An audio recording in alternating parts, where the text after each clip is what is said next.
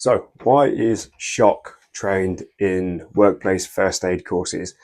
The reason being, shock is a life-threatening condition and it occurs when the body's not getting enough oxygenated blood to its vital organs, so the brain, the heart, the lungs. Shock is a medical emergency and it can lead to organ failure and death if it goes untreated. Now, shock can happen due to various different medical conditions and injuries, but the most common type that you'll come across in first aid scenarios is hypovolemic shock, which is caused by severe bleeding or fluid loss. There are some early signs and symptoms to shock in order to help you recognize them. That's pale, cold, clammy skin, weak, rapid pulse, fast, shallow breathing, and dizziness, confusion, or disorientation. They're all early warning signs of shock. Some more severe signs of shock would be bluish lips or fingernails, which is cyanosis starting to set in, a rapid decline in consciousness, unresponsive or weak response, and low blood pressure. So if it goes untreated, shock can cause organ failure and death within minutes. So it's really important that if you do suspect shock, you start acting straight away. Now, if you do suspect shock and you do need to do something about it, because you're the first aider at work, and it's your responsibility to do something which you are legally responsible to do if you are first aid trained, then there are 5 steps for you to follow. So step number 1 is to treat the underlying cause.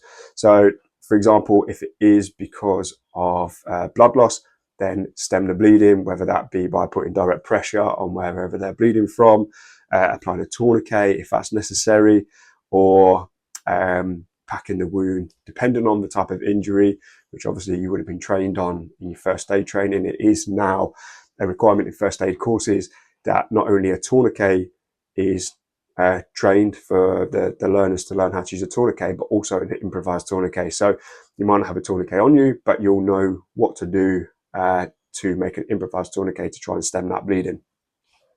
Step number 2 is to lie them down flat on their back and elevate their legs about 30 centimeters, which is about 12 inches.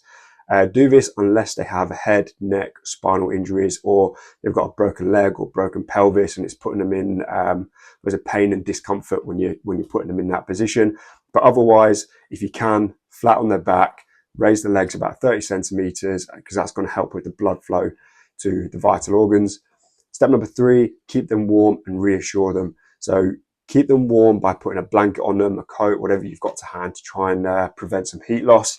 And speak to them calmly and reassure them. So try and stay as calm as possible yourself to keep them as nice and calm as possible, because panic makes shock worse. So if you can, try and keep them nice and calm. Don't give them any food or drink because they might need to have urgent surgery. Step number 4 is to monitor their breathing and their pulse. So check their breathing and pulse every couple of minutes. Be prepared to give them CPR if they become unresponsive and stop breathing. And step number 5, call 999 and get help. So if shock is suspected, always call 999 immediately. Tell the operator casualty is in shock, possibly due to blood loss, allergic reaction, burns, whatever you suspect has caused them to go into shock. Hand that information over. And at the end of the day, shock is a medical emergency and first aid can help, but only hospital can fully reverse it. If you're dealing with someone that's, for example, pregnant, so some special considerations to think about. If you're dealing with someone that's heavily pregnant, when you lay them down, lay them on the side to prevent pressure on major blood vessels. If a casualty has got a spinal injury, keep them flat and still, but do not move them unless absolutely necessary. And if a casualty has breathing problems, so they've got anaphylaxis or heart attack, keep them in a semi-seated position to aid with breathing, so the W position. So key takeaways from that, recognize the early signs: cold, pale skin, weak pulse, fast breathing.